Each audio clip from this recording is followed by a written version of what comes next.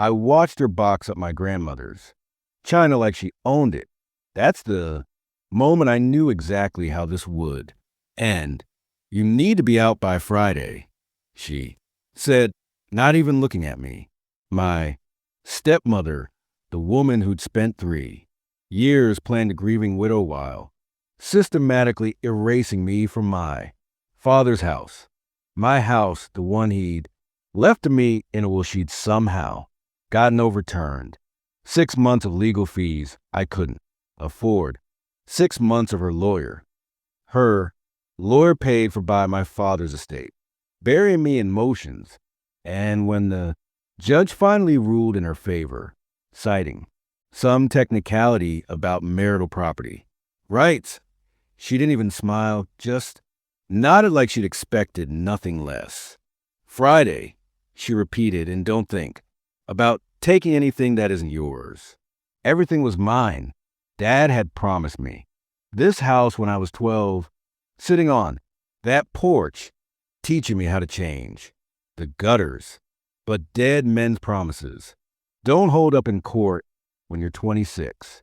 And your stepmother married him 2 years before he died. I moved out on Thursday, took only what I came with. Let her have her hollow victory. She thought she'd won. I'd met her at Dad's 62nd birthday party, charming, attentive. She laughed at his jokes, brought him water when he coughed. I remember thinking, finally, someone who sees in the way I do.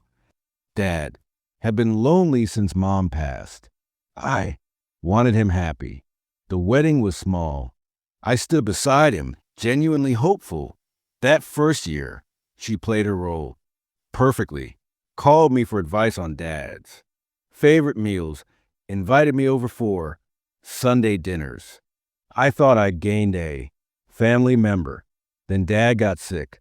Suddenly, my visits required appointments. My calls went unanswered. When I showed up unannounced, she met me at the door with apologies about Dad being too tired for company. I'd hear him coughing inside, calling my name, and she closed the door another inch. Maybe next week. There was never a next week. I found out he died from a Facebook post. His funeral was arranged, executed, and finished before I even knew he was gone. She claimed she'd called. My phone record said otherwise. I sat in my apartment staring at his obituary and felt something inside me calcinate into stone. The will reading was worse. She sat across from me, tissues in hand, playing devastated. My father's lawyer, now her lawyer, explained that the house, the savings, the life insurance, everything would remain with her as a surviving spouse. But he promised. I started.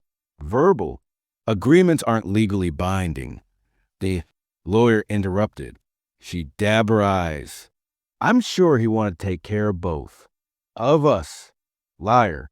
I didn't fight her in that office. I nodded, thanked the lawyer, and left quietly. That night, I pulled out every document I'd ever received from Dad, bank statements he'd sent me, to review property records he'd shown me when explaining his estate, tax, documents. That's when I found it. The house was purchased in 1987, 8 years before he married my mother. Title in his name alone, never refinanced, never jointly owned. And according to county records, the property taxes, roughly $8,000 annually, were set to auto pay from an account that died with him, his personal account, not a joint account. I checked the county assessor's website. Last payment, March, for months before he died. Nothing since. She had no idea.